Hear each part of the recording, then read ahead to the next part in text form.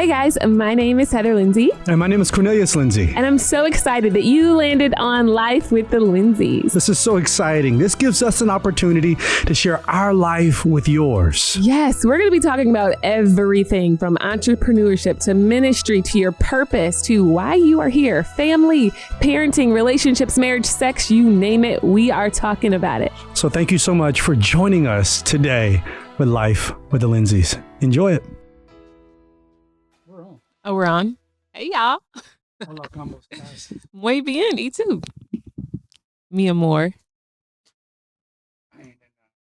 You got to keep talking. That's what she said. Oh, that's what he said. That's what he said. Too much office in this house. Too much office. I can't get it in. That's what he said. See, that was proper context. It's in. It's in. It's in. Wait, what's we in found front it. of me? Is there something in front of me? No, not in front of you. It's just on the camera. Oh, it's on the camera. What up, y'all? Yo, this is your boy Cornelius Lindsey. I'm sorry you can hear me before because I was not plugged into the right outlet, but that's a word right there. See, you got to get in position. You got to be plugged in right because you're not plugged in the right place. And you must be a preacher. I am. You look all nice. What you like? You just like got all dolled up. I did. And then I'm sitting over here looking like I just came from the gym because I did. I'm just trying to look good for you. Hey. You ain't got to work too hard, man. You all right with me? You all right with me? You walked in like, where are you going? I was like, hold up. Let's call like, where the press. are you going? And I was like, I can't put on a little red lip. Let's call the press. I mean, I know 46 in 51. I know they're here in Atlanta. I wasn't sure. I was like, I don't know where you are. Like, I don't know where you're going. Like you going to get food, like so. I was just asking the question. What you want to talk about today, babe? So today we should talk about how to get the spark back in your marriage. Spark back in your marriage. That's real though, because especially coming off of COVID, and you're looking around and you're seeing so many divorces, and you're seeing so many couples going through hard times.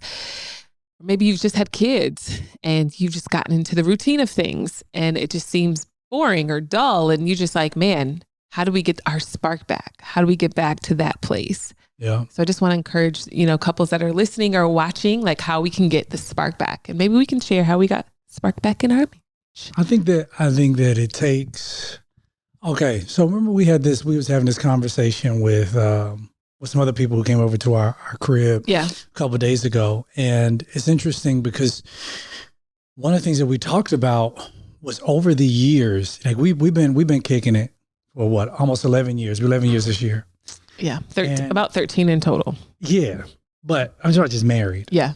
But like over the 11 years, what happens is like no matter how much you start loving that person or you're with that person, like you have these little things about them that over the years, like it just like it creates this annoyance. And then depending on how you communicate or how you deal with problems and situations, like those annoyances, those things, they just kind of fester. And they build into frustration, which ultimately grows into a sense of resentment.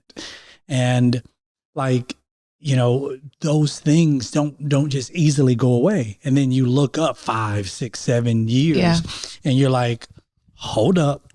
Yeah. Like I have this resentment or I have this anger in my heart towards you. And I don't necessarily understand why. I don't really know why. I have an idea.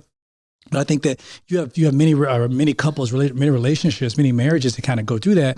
And so what we do is, in order for us not to deal with the problem, it becomes easy to get bogged down with everything else. So you get bogged down with work, and you have the kids. There's a lot of distractions. Yeah, that's exactly what I was looking for. So you have all the different distractions that keeps you from dealing with the hard issues.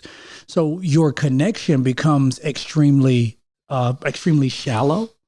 Because it seems like we don't have enough time to connect anymore because it is shallow. Yeah. And so that connection becomes just kind of spotty over the years and until you finally just kind of taper off. And I think when you lose the spark, it's not intentional, right? You don't wake up and say, well, I'm going to lose the spark in my marriage today. It's just, you get overwhelmed. It's the lack of sleep. For those who might be pregnant, it's like you're exhausted, you're tired, and it's little thing by little thing. It's like those times where you feel like my spouse is overlooking, my spouse is not being helpful with the kids, or, they work too much or they don't work enough, or it's those little things, you're right, that add up over time. And it becomes this big explosion of all of a sudden, like, I don't like this person. Yeah. And it sounds so bad to say because you married that person. You stood on at that altar and you said your vows, but deep down you're like, man, this is hard. Like this, he's frustrating me. She's frustrating me. And I think the first step is recognizing that there's a problem. Yeah. Because so many times we go around and we're blind to what's actually happening. Yeah. You guys are constantly arguing. You're constantly fighting. You don't want to be around that person. You'd rather be somewhere else. You'd rather be at the gym, be at your girl's house, be anywhere but the house. Yeah. You know what I mean? So I feel like you have to start looking at those little signals and saying, oh, wow, is there a problem in my house? Like, do we need to get the spark back in our marriage? Yeah. And first identify the problem, and second say, okay, well, maybe I should talk to my spouse about this, because the reality is if you don't deal with it, there's going to be a destination, right? Where, maybe there'll be a big blowout or something. All of a sudden in your head, you start fantasizing about, dating somebody else or whatever the case is, right? I believe there's a destination to it if you're not careful. The enemy is roaring around and he wants to destroy your marriage, your life, your friends, your everything, your family. And so I think it's first recognizing it, and second saying, okay, what am I going to do about it? Yes. I think that's the biggest thing. What am I going to do about it? I'm going to keep 100 with these people. Okay. I'm going to keep 100. So one of the things that when the people were sitting down in our crib, we were just talking about it. It was interesting because, I was kind of sharing some things off my chest. They were kind of sharing some things off theirs. You were sharing as well. Remember, we looked at each other and we were like, but there are really no safe spaces to really be able to just talk about this. It's real. Because you don't, when you're married, and nowadays with social media and stuff like that, you don't want to just look up and say, this person is aggravating me. I'm not feeling it. I'm not feeling it today, or I'm not feeling it this week, or I haven't been feeling it for this whole year.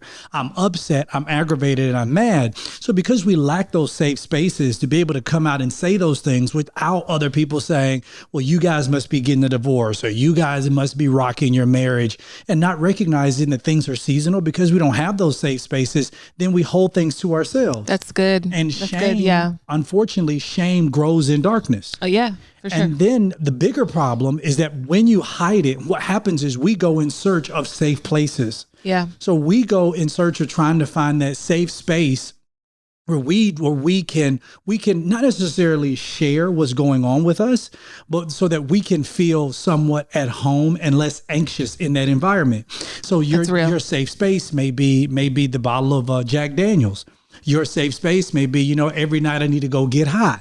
Your safe space may be that I need, I'm running to the gym because I'm using that, or I'm using working out as an avenue to kind of not deal with my issues or at home. Your safe shopping space is a drug. Shopping. It may be work. Yeah. Like whatever that safe space is, we create these safe spaces that ultimately becomes the space itself isn't bad. What becomes bad is when we misuse it. Yeah. That's when it becomes bad. So then we'll find a safe space, but then we misuse it, or we overuse it, or here's the other word, we abuse it. Then unfortunately we become addicted to it. And then we find ourselves so deep into it that now it's become addicting. Yeah, that's real. And now with this addictive behavior, you now need it, or you think you need it in order to feed on whatever it is to feel safe. Like you've created these now neural pathways inside of your mind to make you think that you need this space. So because we lack those very honest, open spaces to just be like, man, I'm struggling right now. Like this is hard. Like, I don't know why I feel this way. I think there's a collective feeling by a lot of married people that are just saying, like, I don't know if I can keep going. Yeah, like I'm that's tired. real. Like I don't know. And then with the growing consensus, it's crazy because with the growing consensus among singles is they want to be married. Child. Like they want to be married. Like, you look out, you like, man, I want to be married so bad. I want to be married. I want to be married. But then when you get among married people, they're like, I don't want to be married anymore. Yeah. Yeah. So, I mean, it's a big thing that's going on right now. And I'm glad we're addressing it. Me too. I feel like, and it was funny, I was talking to my assistant about this, who's going to be getting married soon. And I was just like trying to give her the reality of marriage. And I think that you have all these preconceived ideas when you go into marriage of what you think it's going to be like and how to keep this spark. And, we going to keep this spark. I'm going to keep doing my part.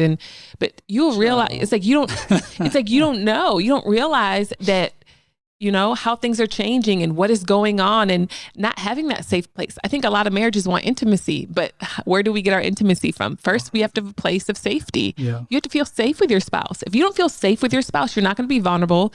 And then from vulnerability leads to intimacy. If you don't have any vulnerability, if you guys can't open up and be honest with each other and share those hard conversations with each other, you're not going to have intimacy. You might have sex, but you're not going to have intimacy. There's a difference. And can we be honest? Yeah. I feel like a lot of, church talk has made it very difficult for a lot of quote unquote saved folk. Come on. To have good relationships and good marriage. You preaching. Because here's the thing. You preaching. Most folk can tell you this is what you should do. Like in order for you to be my husband, you should do this. In order for you to be a good godly wife, in order for you to be a Proverbs 31 woman, you should do this. In order for you to be this, you should do this. We know everything we should do, but we lack the empathy or the understanding that we too are human. Yeah. And because we are human, we're going to mess up. Like things are going to happen. And because of that, because of our church culture and how we're just so set on these rules and religious terms, it has become very difficult, not only for singles to find somebody to marry, because they got to have a list of everything of what a husband should do, what a woman should do. You got to be my man of God. I asked him about God and he started stuttering. What does he make? He ain't it. He ain't it. He ain't it.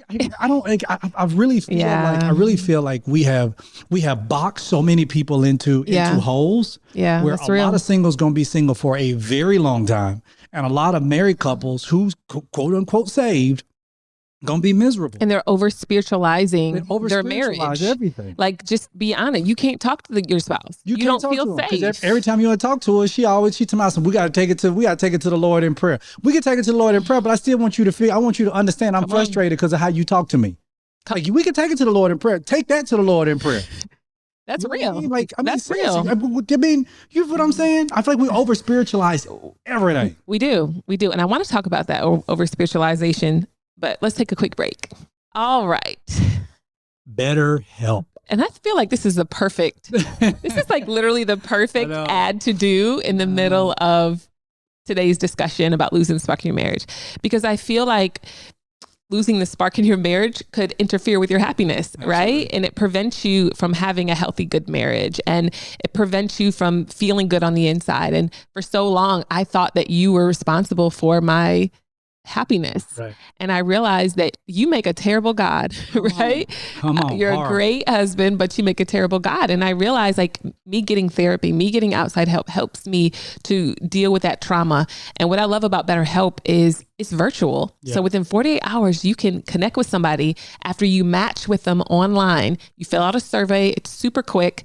You get matched with somebody, and based on what your needs are, and everything's virtual. It's so cool. And if you don't have the money, they actually have financial aid. Isn't that so cool? I love that. And here's the thing, y'all. If you want to get with them, BetterHelp is not a crisis line. It's not self-help. It's professional counseling done securely online. You can send a message to your counselor at any time. It's affordable than traditional offline counseling, and financial aid is available, y'all. I know so many people who have actually went to them through financial aid. Me too. The service available for clients worldwide. Here's the thing: whether or not you're dealing with depression, stress, anxiety, relationships, sleeping, trauma, anger, family conflicts, LGBT matters, grief, self-esteem. It's there. It's convenient. It's professional. It's affordable.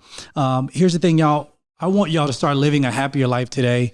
As our listeners, you're going to get 10% off your first month by visiting our sponsor at betterhelp.com/Lindseys. That's LINDSEYS.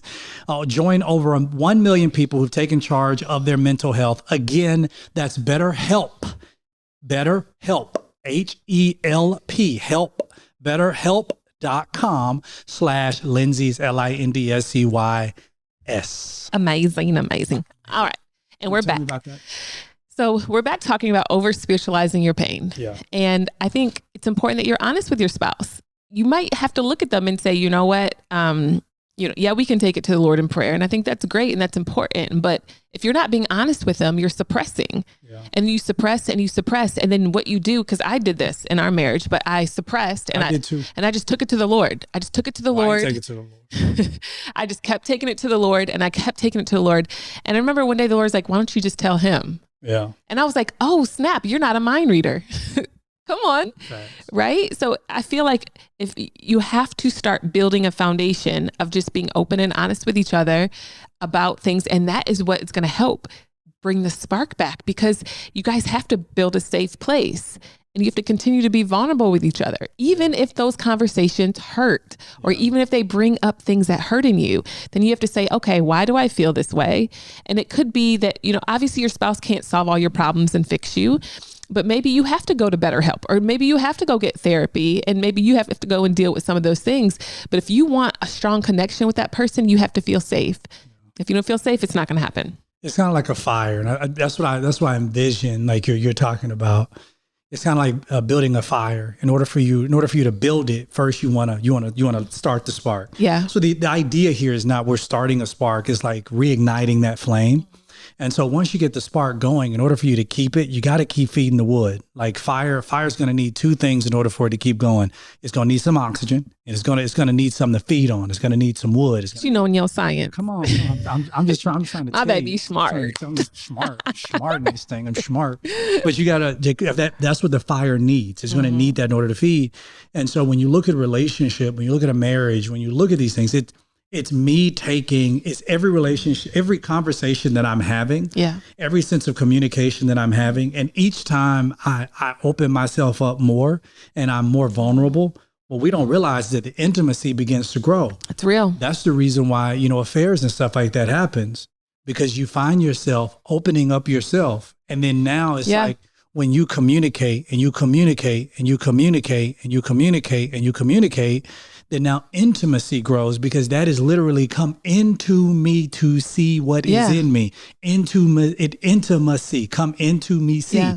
It's like come in. And so, even the Bible tells us, this is out of the abundance of the heart, the mouth speaks. Yeah. Because the words are the soul of the heart. It is me having the opportunity to tell you exactly what's going on in me. So when you get there with your spouse and you're like, man, like there'll be sometimes I'm like, man, I don't want to tell my wife that. Because maybe I don't want to tell you that because maybe I'm in shame because of it. Yeah. Or maybe I don't want to tell you that because, I feel bad about it, or I'm trying to consider, well, how you going to feel about it? And are you going to be hurt by it? And then, dealing with that, it still doesn't take away the fact that I still have to talk to you. Mm-hmm. And not telling you, like holding it back from you is worse than actually being open and honest with you.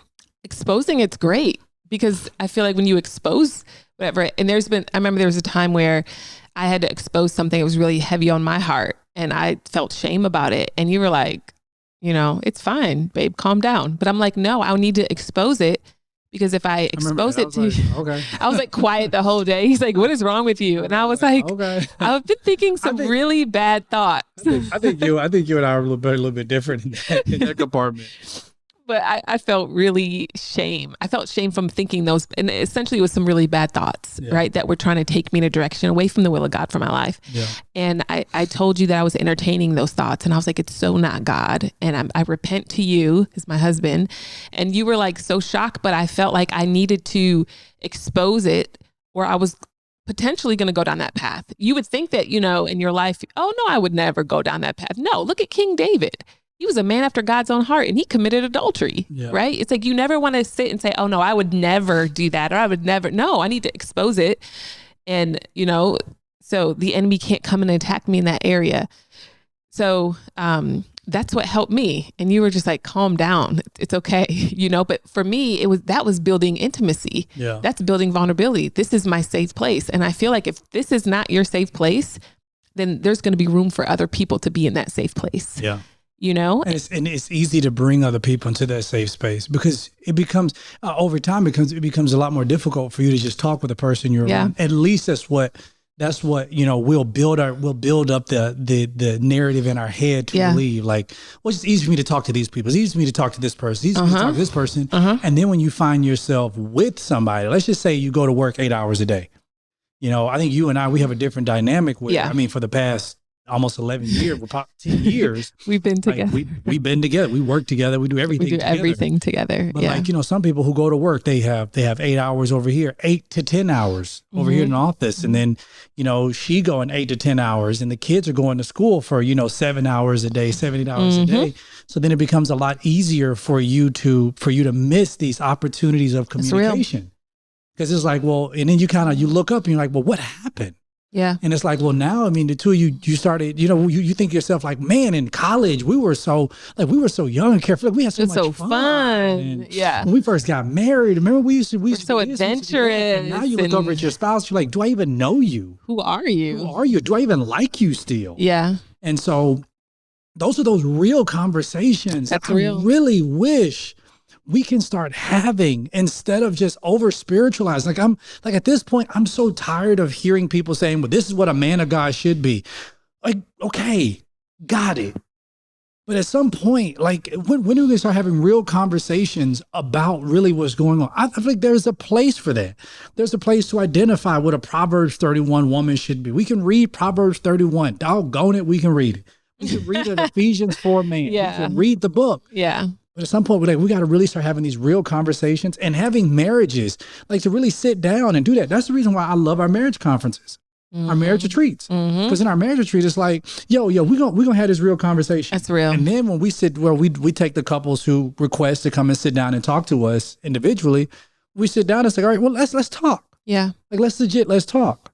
Yeah. No, that's real. And I want to let's give them some practical tips. Okay. Of like what we did to kind of spark our marriage. And I think some things are good are like vacations, staycations. Maybe you can't afford, a trip, but maybe you can do a staycation locally, or maybe you can take a road trip. We're in Atlanta, Florida's nearby. It's just a 5-hour drive. Maybe you guys can get grandma and grandpa or somebody to watch the kids, go away for a couple of days, have that time together. We're not telling you to do anything expensive. We're not telling you to go and stay at the St. Regis. We're just saying, go down the street. Like, they have like hotels tonight where you can get like a good deal on like a hotel that's 3 or 4 star, what I mean? And then like you don't have to like go to an expensive restaurant. Like, what did we do yesterday? Remember yesterday? Yesterday we went and we got cookies. And it wasn't even date day. It was like the middle of the week. We got cookies. We're just like we walked around the little park area. Yeah. Yeah, we just went for a ride and talked and got cookies and sat outside and just hung out. Yeah. And like someday we look up, we're like, hey, let's get our nails done. Like it ain't gotta be nothing big. It ain't gotta be nothing expensive. It's just us finding that time to connect, to connect without the kids and without anybody. Cause we have little people in our bed. Cause when those kids like that, I think that gets scary to some married folk. If I can be honest, I'm scared of some married people who are married right now. And they're looking at their spouse and they're like, am I gonna want to be with you when the kids leave? That's a real question. I don't care what nobody say. And the thing is, they might be listening and being like, man, I would never say that out loud, but you thought it. And here's the crazy thing. I don't know why you won't say it out loud. It's like, okay to say that. Just confess it. Expose it. Expose It's a good thing. That's a real conversation you and your spouse need to have. Like, that's so real. Like, I'm afraid of it. And you may say, well, my spouse, she may get emotional or he may spaz out. We may need a spaz out moment. Because it needs to be said, because what you don't want to do is in 10 years when when your 8-year-old is now, going off to college, and then that was the only kid in the house, and now you come back home and you're like, so what we doing? Exactly. Another area, sex. Just have some more sex. Go to bed naked. Go to bed naked. Married couples. If you ain't feeling like it. If you naked, you will feel like it. Married couples aren't having sex, you guys. Come on. They're not. Like once a month, once every couple months. Come on, guys. Come on, rock the bed sheets, y'all. I'm just saying. And maybe you just commit to cuddling it every night. Neighbors know my name. And then from there, but know my name. The beautiful thing about a covenant marriage is what consummates your marriage is sex. And guess what continues to keep you when you were married? More sex. So let's keep having sex, Let's right? talk about sex, baby. Let's talk about you. I'm talking to people that are married, though. I ain't talking about the ones that are not married. I'm having sex too. I don't know why you're talking about. Well, I hope they get married and do it the right way. Praise the Lord. You're having sex too. So. Okay, other tips. You have all the good tips. I don't really have any. You have good tips. I can't think of any. I mean, I think you came up with all the good ones. It was I think it's the communication piece. It is the. You're missing one that you came up with the other day. The dating. It's the sex. It is the. You came up with one the other day. What'd I do? What'd I say? You said, let's make a bucket list. Oh, go ahead. Oh, yeah. So we wanted, I think we were our last date day. Yeah. We created a life bucket list. And at first, the idea was, let's think about things we want to do, like, kind of around town. And I was like, no, let's think of like things that we want to do around the world. Like, okay, like let's put on the list, like maybe your thing may be, like you want to put a lock on what is it, Love Bridge? I have no idea. Love Bridge. Or you want to take a picture while you're kissing in front of Eiffel Tower. Yeah. Or you want to, we've crossed off a lot of things off our list. Oh yeah, we have. We've ridden camels in the desert. Yeah, we've done a lot. But I want to do more. I want to go to like Paris. I want to go to Italy, and I want to ride the boat. I even, and it was my idea to put this one on the list to go scuba diving.